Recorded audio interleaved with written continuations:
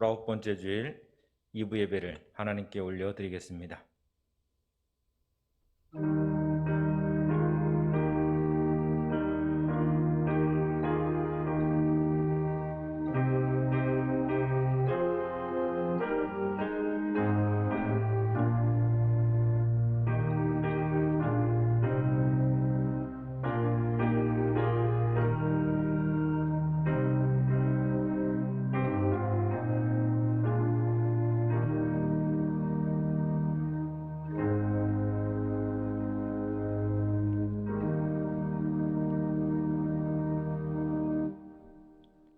하나님이여, 우리가 주의 정 가운데에서 주의 인자하심을 생각하였나이다. 하나님이여, 주의 이름과 같이 찬송도 땅끝까지 미쳤으며 주의 오른손에는 정의가 충만하였나이다.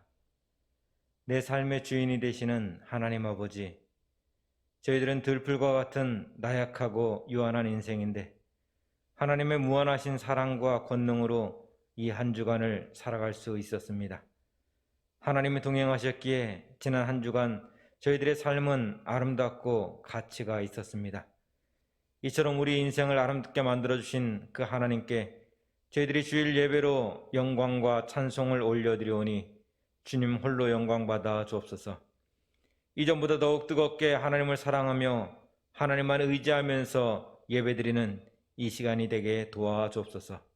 살아계셔서 우리와 늘 함께 하시는 예수님의 이름으로 기원하옵나이다. 아멘. 사도신경으로 우리의 신앙을 고백드리겠습니다. 나는 전능하신 아버지 하나님 천지의 창조주를 믿습니다. 나는 그의 유일하신 아들 우리 주 예수 그리스도를 믿습니다. 그는 성령으로 잉태되어 동정녀 마리아에게서 나시고 본디오 빌라도에게 고난을 받아 십자가에 못 박혀 죽으시고 장사된 지 사흘 만에 죽은 자 가운데서 다시 살아나셨으며 하늘에 오르시어 전능하신 아버지 하나님 우편에 앉아 계시다가 거기로부터 살아있는 자와 죽은 자를 심판하러 오십니다. 나는 성령을 믿으며 거룩한 공교회와 성도의 교제와 죄를 용서받는 것과 몸의 부활과 영생을 믿습니다. 아멘. 찬송가 363장 다 같이 찬송 드리겠습니다.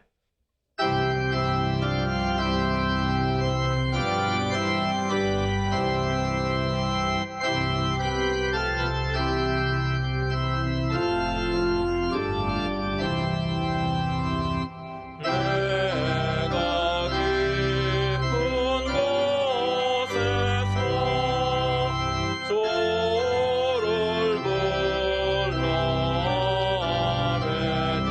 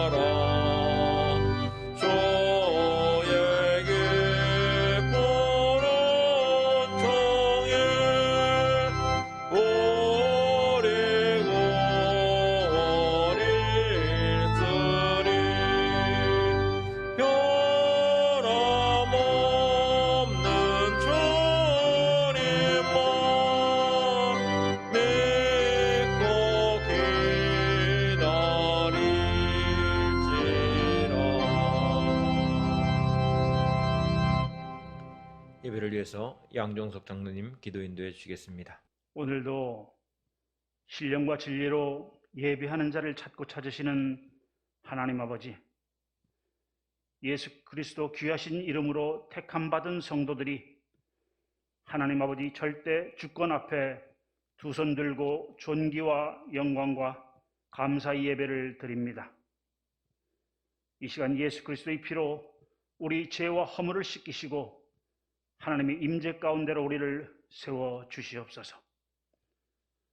하나님 아버지, 말씀의 빛 없이는 한 채의 앞을 예측할 수도 없는 영적 기근과 영적 혼돈의 시대를 살아가는 우리들에게 하나님께 소망을 두고 구별된 삶을 살고자 하는 열망을 갖게 하시고 항상 깨어 기도하여 영과 때를 분별할 수 있는 산 믿음을 주시옵소서.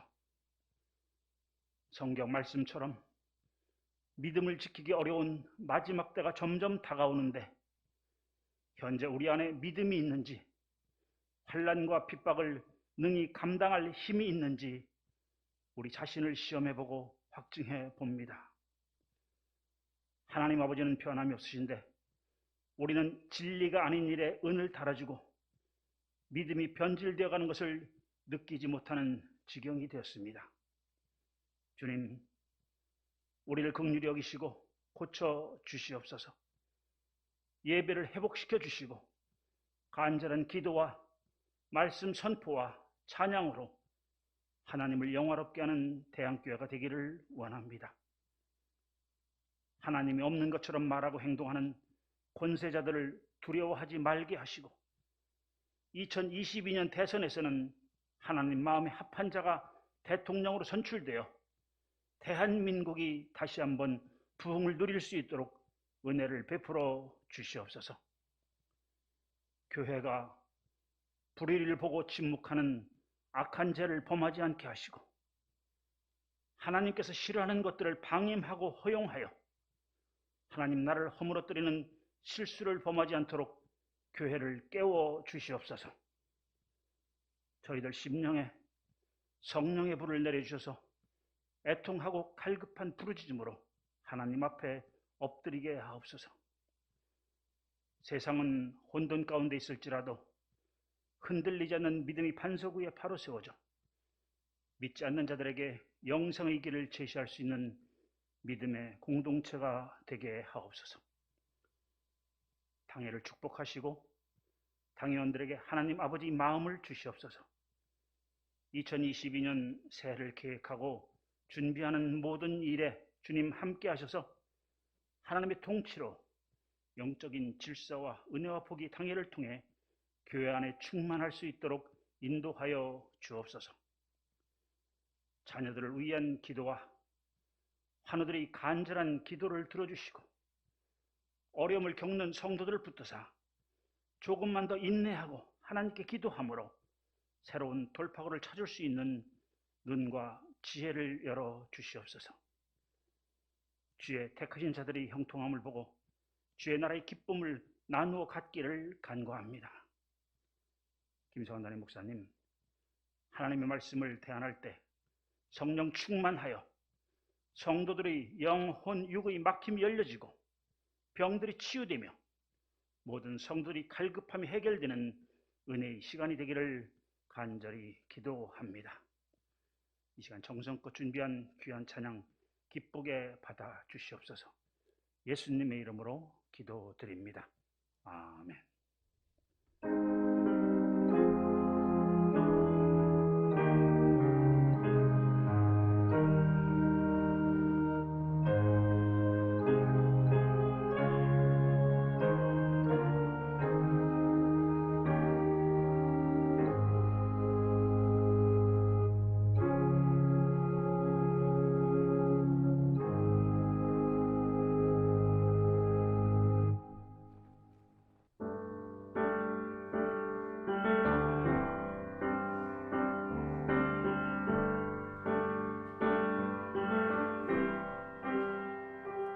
어둠 속에 매이던 내 영혼 갈 길 몰라 방황할 때에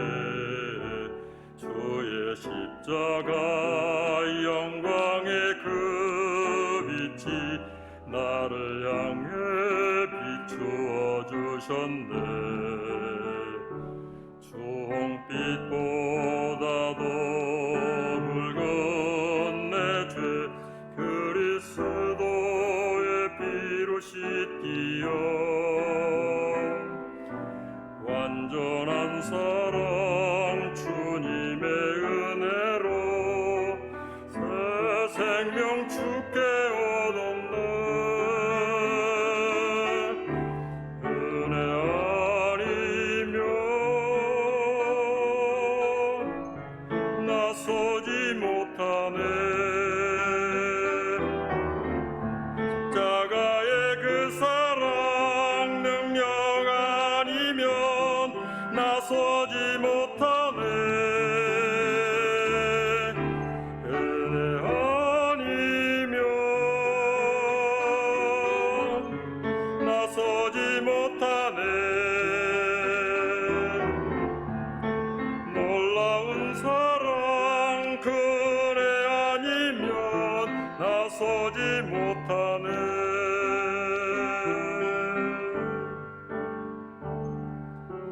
나의 노력과 의지가 아닌 오직 주님의 그 뜻 안에서 의로운 자라 내게 말씀하셨네. 완전하신 그 은혜로 은혜 아니면 나서지 못하네. 십자가의 그 사랑 능력 아니면 나서지 못하네. 은혜 아니면 나서지 못하네. 완전한 사랑 그 은혜 아니면 나서지 못하네. 이제 나 사는 것 아니요 오직 예수 내 안에 살아 계시니 나의 능력 아니 주의 능력으로 이제 주와 함께 살리라. 오직 은혜로 나 살아가리라. 십자가의 그 사랑 주의 능력으로 나는 서리라. 주의 은혜로 나 살아가리라. 십자가 사랑 그 능력으로 나 살리라. 주 은혜로 나 살리라. 귀한 찬양 감사합니다. 하늘 말씀 함께 나누겠습니다. 요한복음 13장 37절 그리고 21장 15절 두 곳의 말씀을 보겠습니다. 13장 37절 말씀 읽어드립니다. 베드로가 이르되 주여 내가 지금은 어찌하여 따라갈 수 없나이까? 주를 위하여 내 목숨을 버리겠나이다. 21장 15절입니다. 그들이 조반 먹은 후에 예수께서 시몬 베드로에게 이르시되 요한의 아들 시몬아 내가 이 사람들보다 나를 더 사랑하느냐 하시니 이르되 주님 그러하나이다. 내가 주님을 사랑하는 줄 주님께서 아시나이다. 이르시되 내 어린 양을 먹이라 하시고. 아멘. 지난 한 주간 설교 뒤에 카카오톡에 있는 프로필 사진을 기도하는 순으로 바꾸는 캠페인 숙제를 내드렸습니다. 해보았으면 했는데 주일 오후 오전 설교 마치고 오후에 보니까 벌써 한 30여 분이 바꾸셨어요. 수요일까지 한 60명 정도, 제가 확인한 건 한 60명 정도. 그리고 마지막으로 우리 부목사님 편집할 때 아마 더 많은 분들이 사진을 내어주신 것 같습니다. 얼마나 감사한지요. 저도 프로필 사진이라고 하는 것이 굉장히 개인적인 영역인데 내 개인의 신상을 또 생활을 공개하고 알려주고 하는 그런 영역인데 그곳에 어떻게 보면 강제지요. 강제로 한 주간 동안 다 바꾸십시오 라고 했는데 그래서 함께 동참해 주신 분들을 보면서 야, 저 개인적인 영역까지 말씀에 순종하려고 같이 참여하는 그 사람들이 내가 목표하고 있는 이 교회 성도들이구나. 그 모습이 얼마나 감사한지요. 어떤 분은 그랬대요. 계속 프사에 그 집 강아지 사진이 올라와 있었는데 지난주 이걸 바꾼 거예요.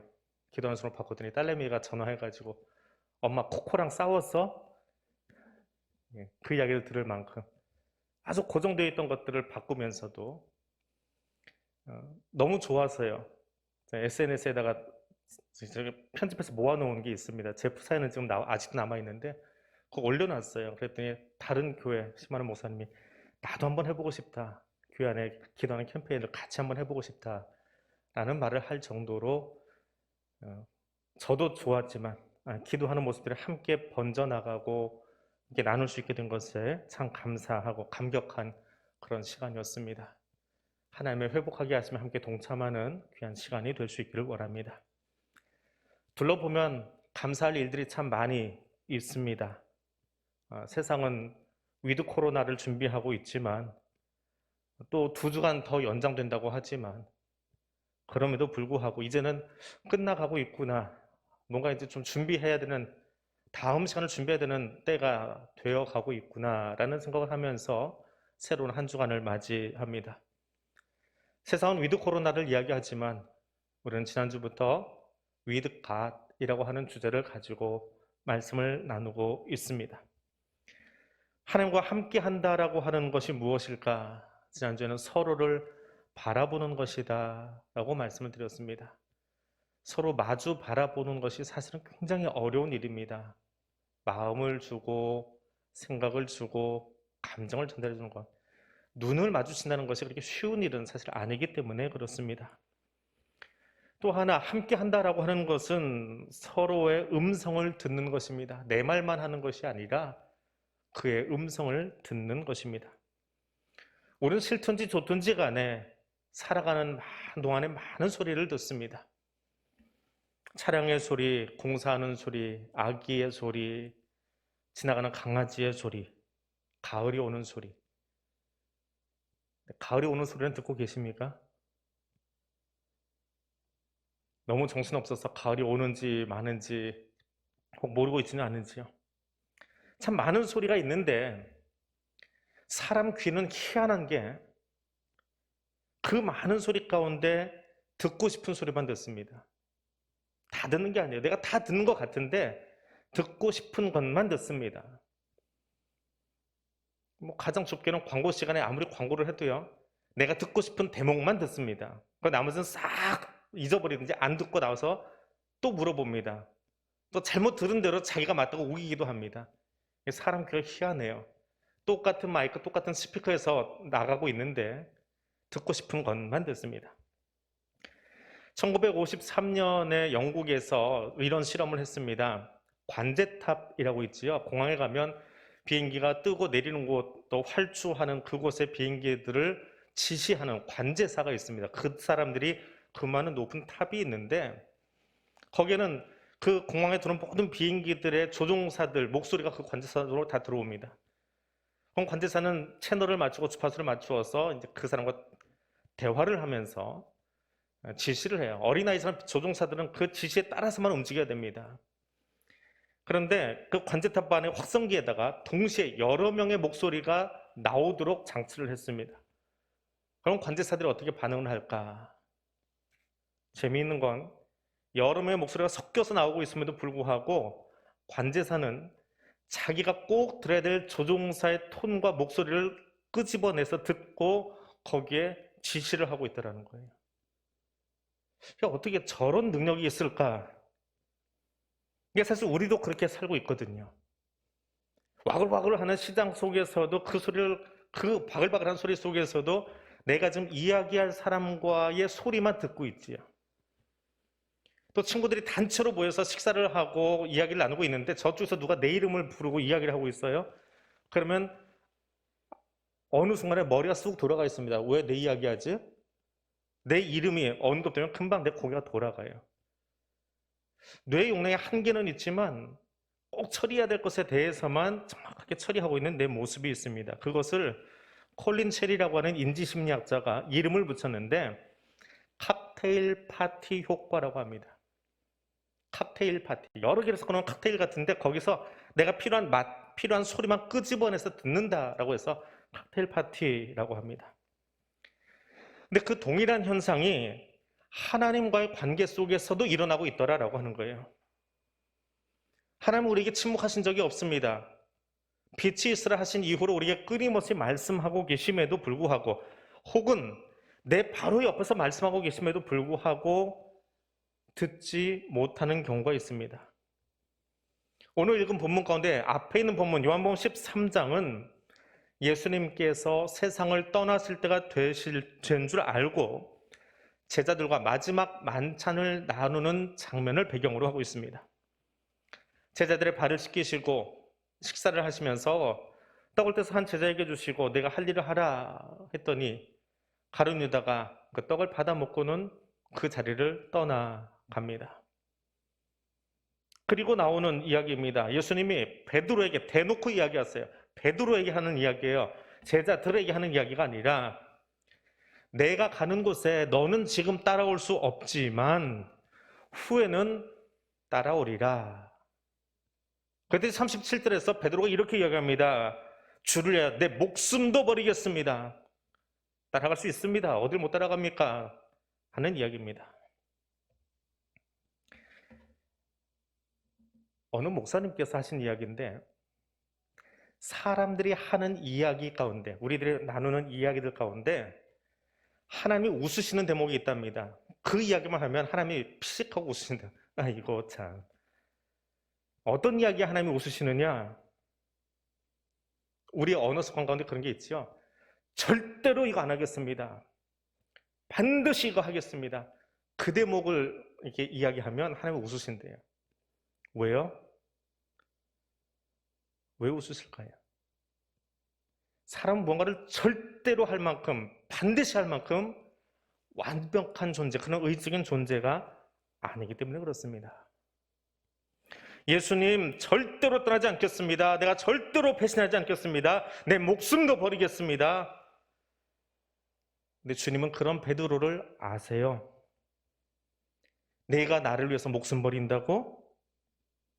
내가 진짜로 너한테 미리 이야기하는데 베드로야, 너 닭 울기 전에 3번 나를 부인할 거야. 주님은 아세요. 그 장면을 잘 보십시오.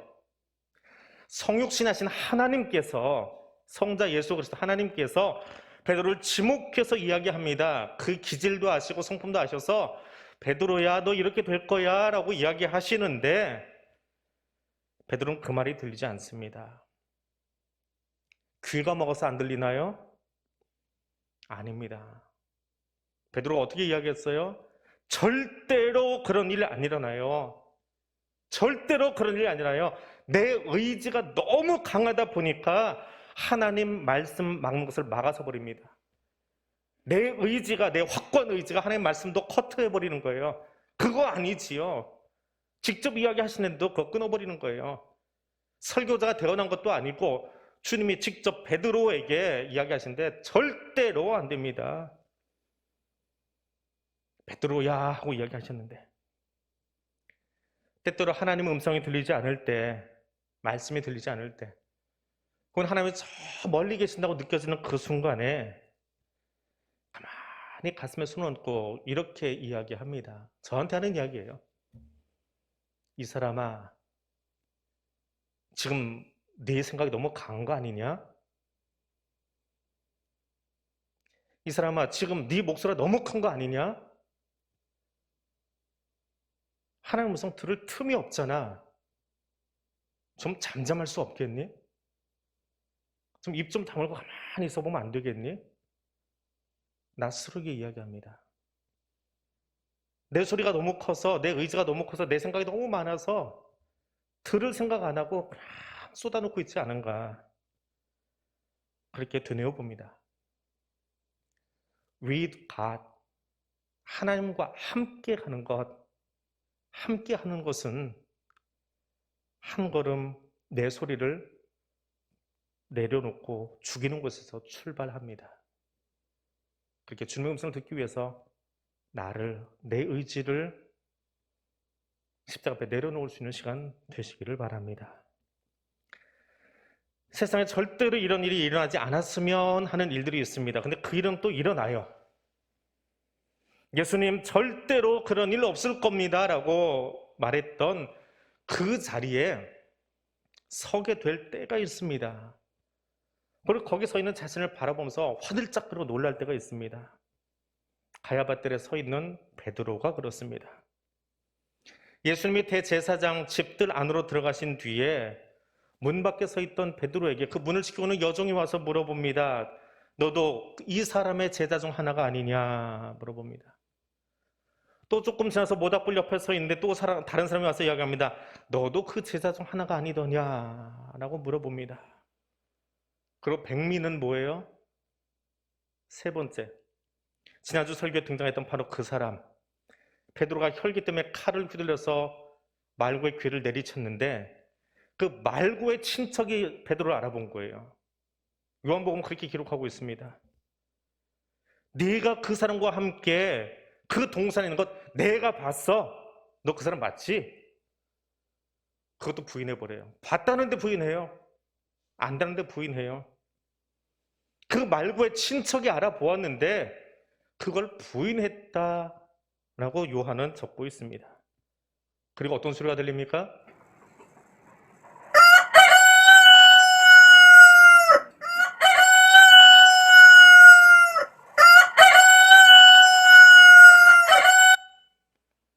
닭이 울었지요.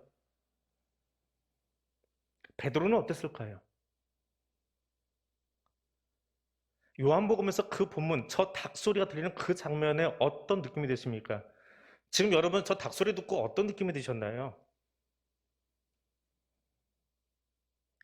사도 요한은 복음서를 기록하면서 앞에 나온 마태, 마가, 누가와 다르게 저 닭 울음소리 뒤에 베드로가 울었다라고 하는 대목을 빼버렸습니다. 요한복음에 기록이 안 돼 있어요. 공관복음은 같은 관점에서 베드로의 울음을, 통곡함을 적고 있는데 요한은 안 적었습니다. 왜 적지 않았을까요? 마태, 마가, 누가가 적었던 베드로의 울음보다 더 큰 울림이 사실은 이 뒤에 있기 때문이에요. 왜? 요한은 예수가 누구냐라고 하는 것에 관심이 있는 거예요. 베드로의 울음보다 더 큰 답이요. 예수님의 말씀조차 자기 소신으로 무시해버렸던 13장의 베드로가 18장에 와서 어떤 소리를 들었을까요? 지금 베드로가 서 있는 곳은 세상 모든 사람들이 인정하는 대제사장 가야바의 뜰 안입니다. 근데 그곳에서 베드로는 태초에 물고기와 날짐승, 땅의 짐승들을 창조하신 그 하나님, 그 성육신 하신 하나님이 닭을 소리치게 하시고 그것을 통해서 예언하셨던 것이 성취됨을, 베드로가 마땅히 기억해야 될 것이 무엇인지를 듣도록 하셨습니다. 인간 대제사장 뜰하게 있지만 진정한 대제사장이신 예수의 음성이 날짐승 한 마리의 목소리를 통해서도 내게 지금 깨우침을 주고 있다라고 하는 그 강력한 소리를 듣게 하시는 거예요. 그래서 베드로의 울음보다 그 소리가 너무 강렬해서 요한은 그 대목을 빼버렸습니다. 성경의 저자인 성령님은 사도 요한을 통해서 베드로에게 들리는 것이 닭의 울음소리가 아니라, 꽃기어가 아니라 하나님의 음성보다, 말씀보다 더 크게 내뱉었던 자기 확신을 무너뜨리고 있는, 무엇을 통해서요? 미물인 닭의 울음소리 하나를 통해서 너 아니지? 너 그렇게 약한 존재지? 그렇게 베드로의 가슴을 때리고 있는, 어김없이 부수고 있는, 다시 기경하고 있는 그 소리를 뒤에 더 크게 우리에게 사실은 들려주고 있습니다. 나는 어떤 소리에 귀를 열고 있습니까? 창조주이신 하나님은 때때로 저와 여러분에게 자신의 피조물을 통해서, 자연을 통해서, 혹은 엘리야처럼 세미한 음성을 통해서 말씀하십니다. 작지만 그것이 우리의 가슴을 더 크게 울리도록, 그리고 그것을 울리게 하시는 하나님의 소리가 저와 여러분의 귀에 들리기를 원하셔서 지금도 여기 우리와 함께 하십니다. 그 하나님의 음성을 들을 수 있는 시간 되시기를 바랍니다. 닭 울음소리와 함께 요한복음에서 베드로의 행적이 잠깐 사라집니다. 베드로가 부활하신 예수님, 부활하셨기 때문에 비어버린 무덤 옆에 찾아가기는 했습니다. 그런데 부활하신 예수님을 만나지는 않아요. 그리고 21장으로 넘어갑니다. 베드로는 왜 디베랴 호숫가에 가 있었을까요? 그것이 오늘 읽은 두 번째 본문의 배경입니다. 마태복음에 의하면 가야바뜰에서 저주하며 맹세하고 예수 모른다고 외면했던 자신의 모습 때문에 예수님 부활하신 걸 빈 무덤을 통해 확인했음에도 불구하고 만나볼 면목이 없었나 봅니다. 그래서 그는 원래 자리로 돌아갔습니다. 예수님 말씀도 정면으로 그 앞서 반박해버리고 미물인 닭까지도 사용하셔서 하나님의 말씀이 살아있다고 성취된다고 알려주시는 그 예수님 권세 앞에 베드로는 몇 점짜리요? 빵점짜리요.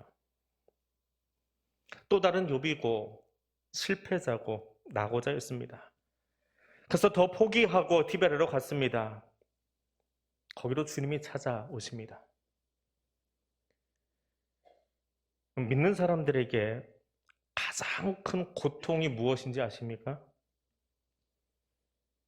믿는 이에게 가장 큰 고통은 육체 질병도, 사업의 실패도, 시험에 떨어진 것도 아닙니다. 믿음의 사람에게 가장 큰 고통은 다윗이 시편 51편에서 고백한 것처럼 하나님과의 관계가 끊어져 버리는 거예요. 주의 성수를 내게서 거두지 마시고 구원의 감격을 내게서 빼앗아가지 마십시오. 그거는 감당할 수 없습니다. 내가 정말 악한 짓 했지만 주의 성수를 내게 떠나가신다면, 주와 끊어진다면 다윗은 애절하게 그 기도를 하나님께 드리고 있어요. 나를 왜 이 자리까지 밀어넣으십니까? 얼마나 잘못했길래 내게 이 병을 주십니까? 아니 열심히 공부했는데 왜 시험에 떨어집니까? 잘 믿었는데, 예배 열심히 들었는데, 예배 안 드리는 사람도 많은데 나는 예배 열심히 들었는데 나는 왜 이 모양이 됐습니까? 그런 탄식이 나올 때가 있잖아요. 왜? 그 탄식의 끝은 뭐예요? 하나님이 날 외면하신다라고 하는 거예요. 그게 믿는 이들에게는 사실 가장 큰 고통이에요. 그보다 더 고통스러운 자리 없습니다. 근데 베드로는 어때요? 그게 자기 입에 있잖아요. 저주하며 맹세하면서까지 나 그 사람과 관계없어요 라고 이야기를 해버렸으니 스스로 빵점 처리해버린 거지요. 그럼 어떻게 주님을 만납니까? 숨어야지요. 도망가야지요. 가장 큰 고통 속에 디베랴까지 갔는데 거기 주님이 찾아오셨습니다. 주님은 우리가 실패한 자리, 무너진 자리로 찾아오십니다. 그리고 베드로에게 이야기하세요. 너는 나를 사랑하느냐? 물으십니다. 나는 내가 나를 배반하고 저주한 것 알아. 그럼에도 불구하고 난 널 사랑하거든. 그런데 넌 날 사랑하니? 언제 물어보셨다고요? 베드로가 나는 절대로 예수 떠나지 않겠습니다. 헌신하던 시간이요? 거룩하고 믿음에 굳게 서서 주와 함께 오병이었다고 할 때는 그 자리요? 아니지요. 언제요? 제게 믿음은 남아있나요? 난 모르겠어요. 빵점이 아니라 마이너스 인생인데 뭐라고 얘기하겠어요? 그렇게 말할 수밖에 없는 그 자리에 주님이 찾아오세요. 그리고 그 자리도 포기하지 않고 주님이 와주세요. 베드로에게 가신 것처럼 우리에게도 그렇게 찾아오신다고요. 거룩한 믿음의 자리, 결단의 자리, 헌신의 자리가 아니라 바닥을 치고 있는 그 자리까지도 주님은 찾아오세요. 그리고 우리에게 이야기하세요. 어떻게 해요? 난 널 지금도 사랑한다.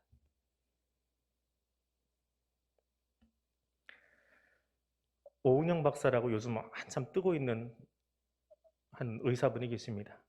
그분이 진행하는 프로그램 중에 아이들 상담이 아니고 이제 어른들을 상대로 금쪽 상담소라고 하는 프로를 진행을 해요. 그 제일 첫 번째 시간에 나온 사람이 에일리라고 하는 가수입니다. 크리스찬으로 제가 알고 있는데 굉장히 뛰어난 가창력을 가지고 무대를 확 휘어잡고 있는 그런 가수입니다. 그러면서 그 에일리가 무엇을 내어놓을까 궁금했어요. 근데 에일리 첫 마디 한마디 듣는 순간부터 갑자기 그거 꺼버리고 싶은 마음이 막 드는 거예요. 이거 보고 싶지 않다. 굉장히 마음이 좀 힘들었어요, 사실 개인적으로. 그래서 에일리 이야기를 따라 들어가면서 한 30분 진행이 됐는데 알게 모르게 계속 울고 있었습니다. 똑같아 보였어요. 근데 에일리의 고민은 그거였어요. 뛰어난 가창력으로 좌정 압도하는 그런 사람이었는데 무대 올라가는 게 싫다는 거예요. 두렵다는 거예요. 사람들의 말 한마디 한마디가 너무 힘들어서. 왜 이렇게 살쪘니? 오늘 왜 살 빠졌니? 옷은 왜 그러니? 그런 댓글들, 그런 평들이 그 서 있는 순간이 너무 힘들고 무대에서 사람들 눈을 마주치는 것이 두렵다는 거예요. 그런 에일리의 짤막짤막한 이야기를 들으면서 그럼 모르게 그냥 눈물이 같이 나오는 거예요. 그리고 30분이 지나고 그 이야기를 마무리하면서 주어진 답이 하나 있어요. 그게 그 삶에 대한 전체 답은 아니겠지만 그 순간에 대한 답을 하나 주는데 그 해법이 이런 거였습니다. 뭐 어쩌겠어. 할 수 없지. 그게 난데. 그 말이 얼마나 위로가 되고 힘이 되는지 모릅니다.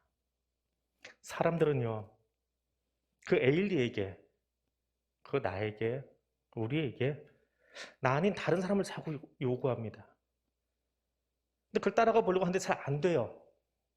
내가 아닌 거래요. 애초에 내가 아닌 걸 어떻게 따라가집니까? 안 되다 보니까 힘이 들어요. 근데 그 안 되는 걸 누가 요구해요? 부모님도 내게 요구하고, 친구도 요구하고, 동료들도 요구하고, 교인들도 요구해요. 벅차요. 힘이 들어요. 그러다 보면 나중에는 내가 못난인가 봐. 이거 잘 안 되나 봐. 어떻게 해요? 베드로 좀 도망가 버려요. 내려놔 버려요. 못하겠다. 세상 말로 때려친다 그러죠. 그런 순간이 올 때가 있어요. 그 마이너스 인생이 되어버린 바로 그곳에, 구렁텅이가 되어버린 바로 그곳에 하나님이 찾아오십니다. 바닥을 치고 있는 바로 그곳에 주님이 찾아오십니다. 그리고 우리에게 말씀하세요. 괜찮아. 난 널 지금도 사랑해. 너 지금도 잘하고 있어. 너 최선 다하고 있잖아. 내가 너 알아. 너도 날 사랑하지? 주님 지금 우리에게 오셔서 저 이야기를 내게 들려주고 계십니다.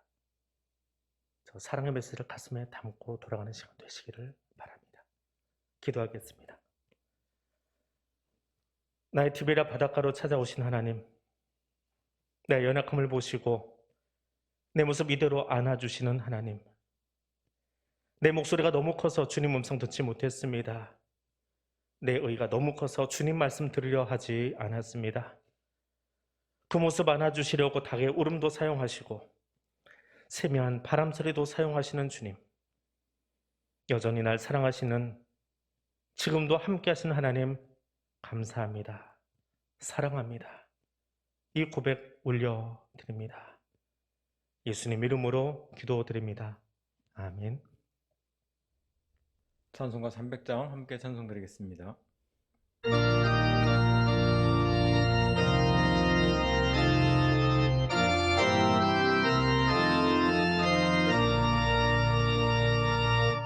내 맘이 낙심되며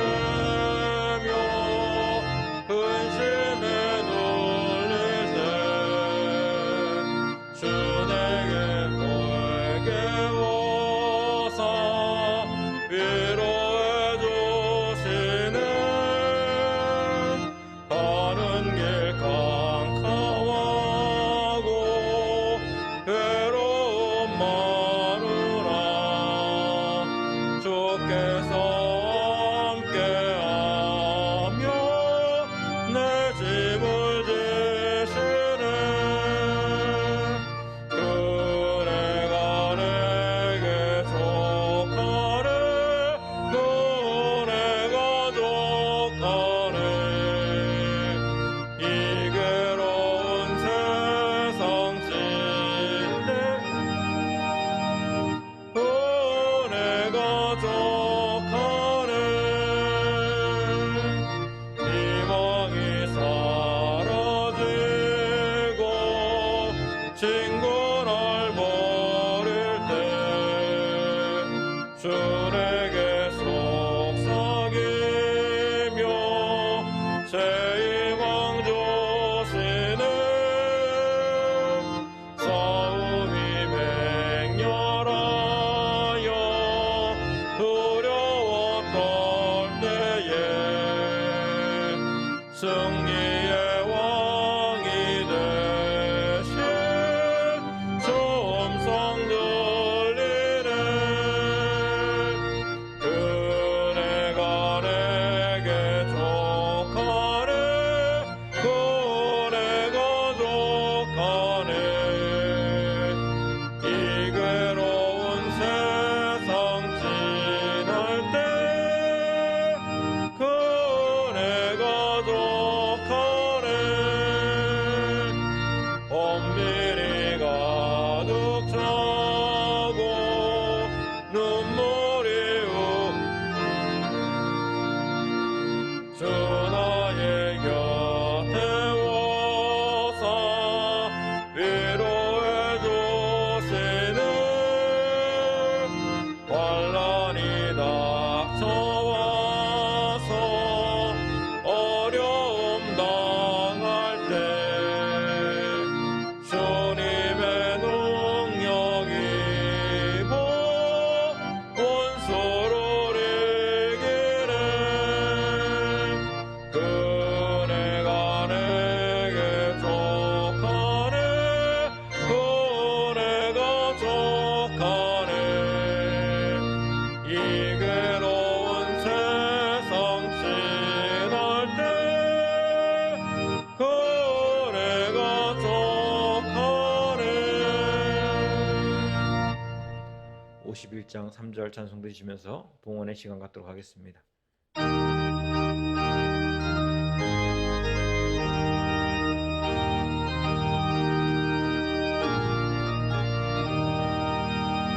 내가 받은 모든 것은 하나님의 선물이니 마음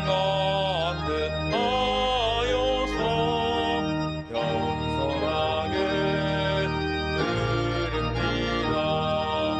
주님 기뻐하시니 어찌는 낯을 걷도다. 복의 근원 하나님께 영원토록 감사하리.